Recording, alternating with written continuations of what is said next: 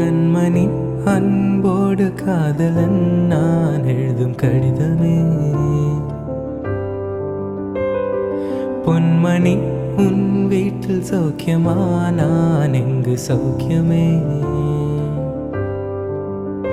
உன்னை எண்ணி பார்க்கையில் கவிதை சுட்டுது, அதை எழுத நினைக்கையில் வார்த்தை முட்டுது.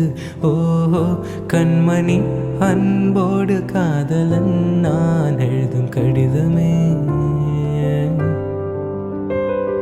பொன்மணி உன் வீட்டில் சௌக்கியமா, நான் எங்கு சௌக்கியமே.